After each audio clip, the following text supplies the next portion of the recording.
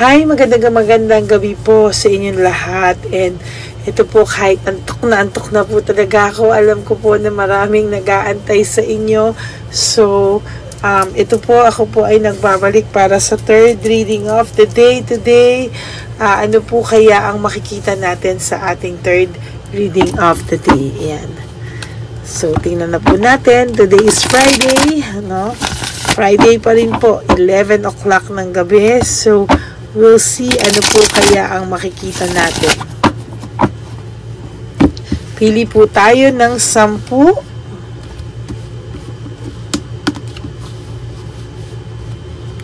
Okay, 1, 2, 3, 4, 5, 6, 7, 8, 9, and 10.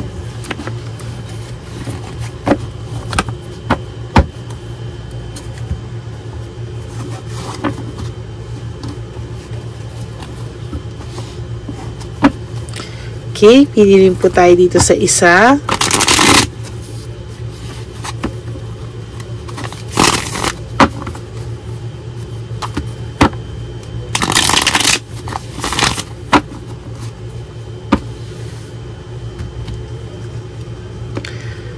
So, 1, 2, 3, 4, 5, 6, 7, 8, 9, and 10. Okay. Huwag nyo pong i-skip ito, para makita nyo po at maramdaman nyo po na kayo ay aking hinuhulaan sa harapan nyo, Yan. Napanood nyo na po ba yung first and second reading of the day? I think for most of you, napanood nyo na yung first reading, but yung second reading, hindi pa po nyo napapanood. Okay? Nako, napakalakas na reading po yan. Yung dalawa pong reading natin ngayong Friday, very, very, very powerful. And on a Friday, Kaya talagang sana po ay makita nyo ngayon. Okay, for your third reading, for your first card, it is all about distraction and lack of rewards, Ang taong to po, bukod po sa malungkot, distracted na din po siya. Naaapektuhan na po yung kanya pang araw-araw na buhay, Somehow, your person po is nakakaramdam ng too much malas, na talagang nadidistract na siya and hindi na po niya alam ano ang gagawin niya. Hindi na po niya alam hindi niya na po alam kung anong gagawin niya para maging okay pa rin po siya sa mga susunod na panahon. Kasi sa ngayon, tinatanong niya po, magiging okay pa ba daw siya? Magiging maayos pa daw ba ang pakiramdam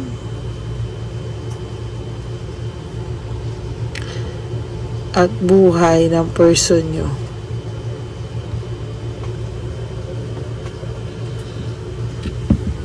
So, maayos pa rin daw ba ang pakiramdam at buhay ng person mo?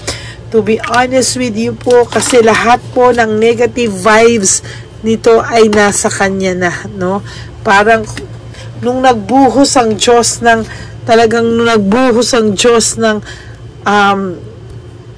kamalasan, o nagbuhos ang Diyos ngayon ng talagang hindi magandang mangyayari sa buhay, sinalo niya lahat ng mga negative vibes, sinalo rin po niya, Siguro lahat tulog, ikaw lang, yung person mo lang po yung gising ng panahon na yun.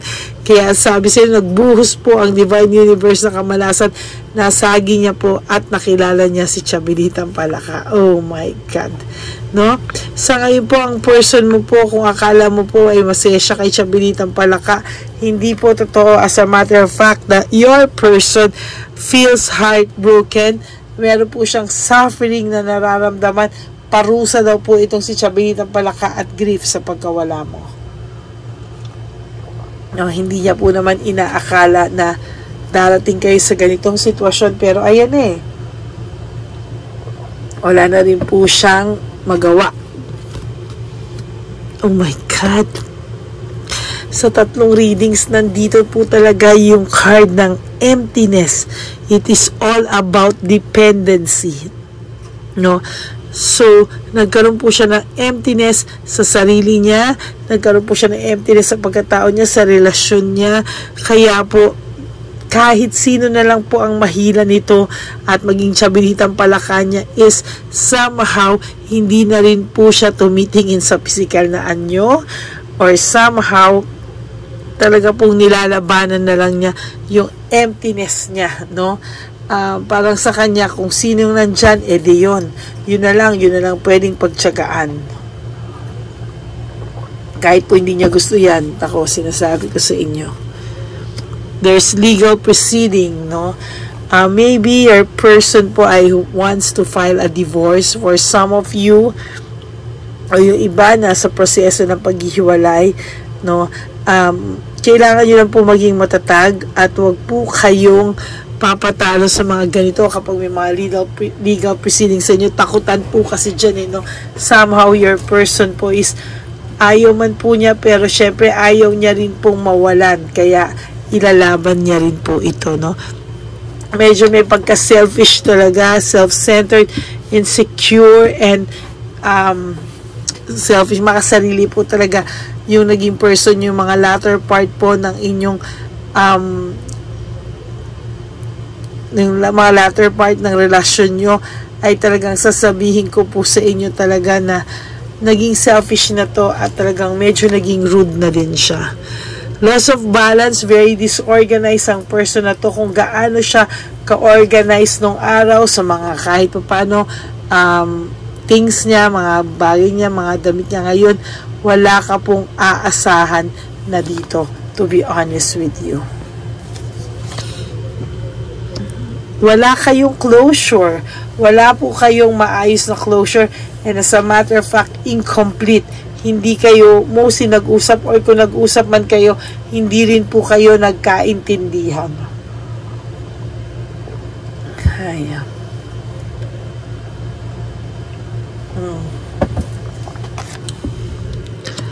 Rewards, fruit of labor. Meron ka po talagang, ikaw po is somehow nakaka-adjust ka na po. Tuloy mo lang po yan. May mga times na parang hihilahin ka pababa. That is a roller coaster ride for you. Minsan okay ka na, minsan hindi. Sinasabi ko po sa iyo, you mirror each other. Kung ganyan po yung nararamdaman mo, ganyan din po ang nararamdaman ng person mo sa iyo ngayon. There's fear and confusion. Takot na takot itong person mong mag-isa. Takot na takot itong person mo. Takot na takot itong person mo maging matanda, alone, no? Kaya sana po ay magising na po siya sa katotohanan na itong si Chabelitang Palaka ay hindi para sa kanya, no? Naging greedy na lang po ito at nagiging possessive din po siya sa kung ano man ang meron kayo. So, talagang makikita po natin dito na nagbago po ito. Hindi naman po ito gahaman sa pera or whatsoever nung kayo pa. Pero ngayon po, sa nakikita ko po talaga, naging greedy na po siya at naging possessive po siya. Huy, ito na naman po. Talaga. Uy. Exhausted and fatigue. Sa nakikita ko po talaga, grabe po ang pagka-overfatigue nitong taong to. Grabe din po ang exhaustion niyang nararamdaman, or exhausted siya. Too much po yung nararamdaman niyang pagiging exhausted niya sa mga bagay-bagay, no? Uy, may pagmamahal pa po siyang nararamdaman sa iyo for your third reading. Alam mo, napagtanto po talaga nito na nagkamali lang siya, no? Kaya ang sinasabi niya, magiging, talaga ngayon, nagdadala siya ng too much guilt, too much loneliness, too much negative vibes. Ang sabi ko nga po sa inyo, no? There's heartbreak, there's emptiness, There's loss of balance, disorganized, distracted, greedy, possessive, lahat po nasa kanya na ang red flags, no? Ayun, no?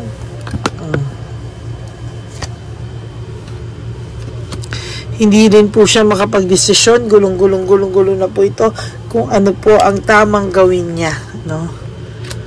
Meron po siya nararamdaman din na boredom, so somehow mababalitaan niyo po yan right at that very moment na maramdaman mo na medyo may pagkaaligaga ka, naboboard ka. Sinasabi ko po sa iyo, there will come a time na kapag kinabahan ka, magugulat ka na lang, nandiyan na siya sa likod mo. Oh my God! So, meron po tayong need, no? Kailangan, ang feeling niya, kailangan mong humabol sa kanya. Ikaw as a person, iniisip mo na magpahabol dito sa taong to, or kung ayaw niyo naman magpahabol, it's okay. Meron lang po kayo yung iba, may mga kailangan. Alam mo yun, kasi minsan sometimes, yung pagpapahabol, ano talaga yan, no? Big word yan, no? Minsan, parang bakit ko hahabulin ang isang taong nanakit naman sa akin, no? Parang sa totoo lang po, sa nakikita ko po talaga, very, very, very powerful din itong reading na to. Dahil nakikita ko din po dito yung emotions niya na gusto din niyang magpahabol.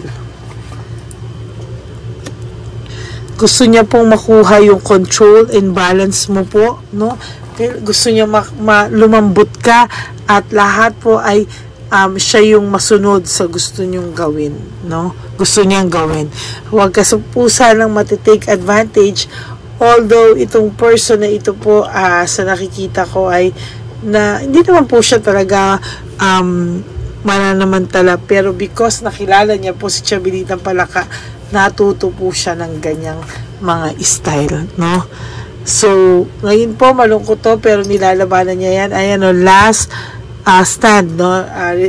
Pagiging resilient. Yan, okay?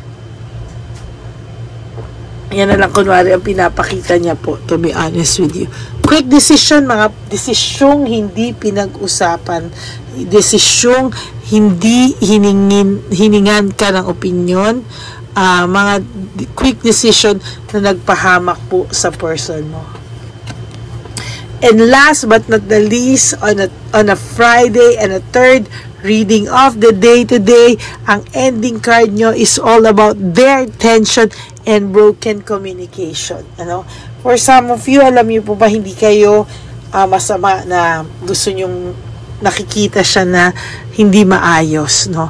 Pero sasabihin ko po sa inyo na hayaan nyo lang po siya. Bigyan nyo lang po siya ng diskarte at tandaan nyo po, matututo at matututo rin naman ng isang tao.